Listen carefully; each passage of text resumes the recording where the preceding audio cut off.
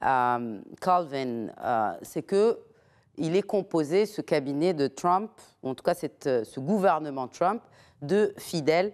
C'est un peu une tradition américaine. Ce n'est pas propre à cette administration de Donald Trump. Est-ce que vous confirmez cela?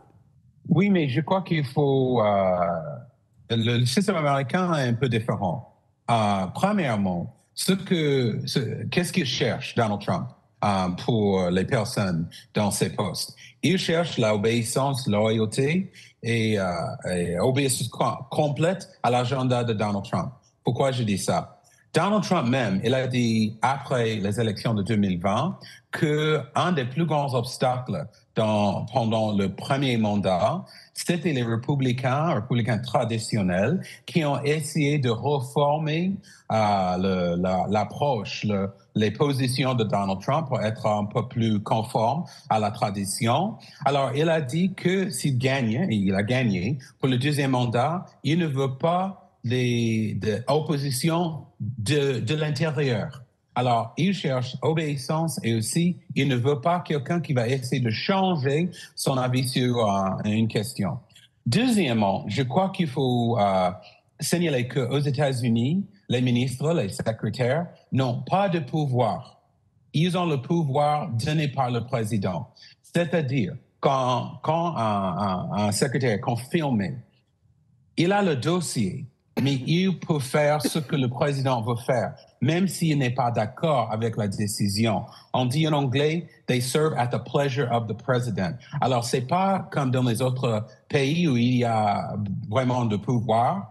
Si le président ne suit pas d'accord avec la décision d'un ministre, il peut virer le ministre sans aucune explication. Et ça, c'est pas juste Donald Trump, ça, c'est normal. Alors, je dis ça, pourquoi?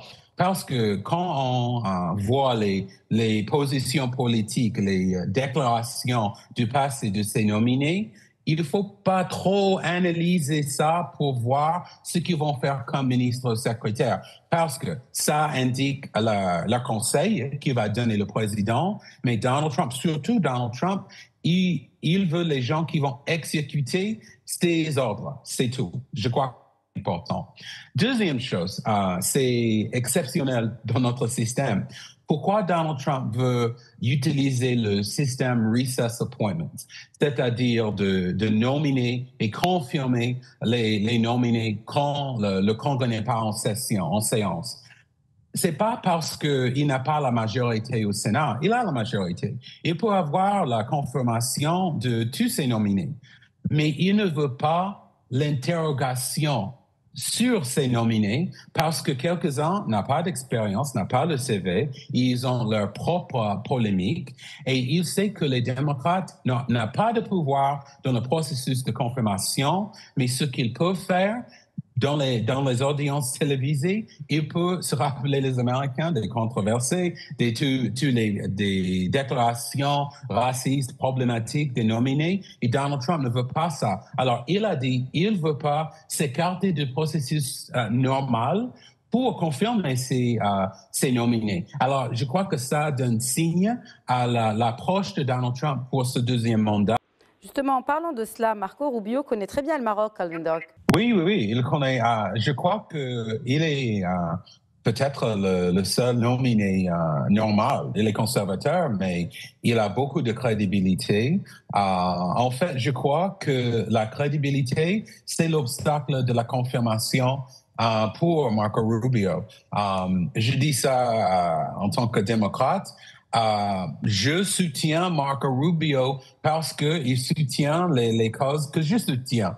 Pas affaires internes aux États-Unis, mais affaires étrangères. Mais l'opposition à Marco Rubio, maintenant, c'est pas des démocrates.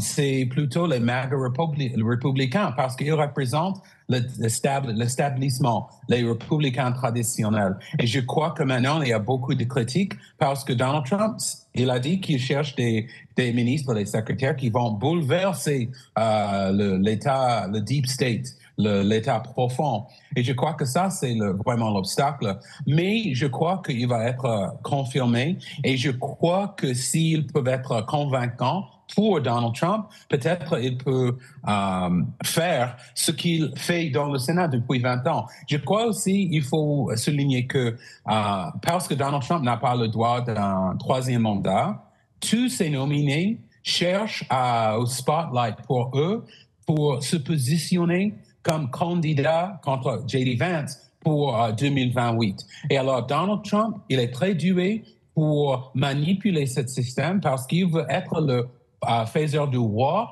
pour ce processus et il sait qu'il va donner les opportunités pour les républicains qu'il soutient. C'est-à-dire qu'il y a des républicains comme Ron DeSantis, gouverneur de Floride. Il n'est pas exactement ami maintenant. Alors, je crois que c'est pour ça qu'il ne va pas avoir une position, un poste très, très important dans le gouvernement de Donald Trump. Alors, il faut se rappeler de ça. Donald Trump, il pense à l'avenir et comment est-ce qu'il peut être influent au sein du parti après son mandat.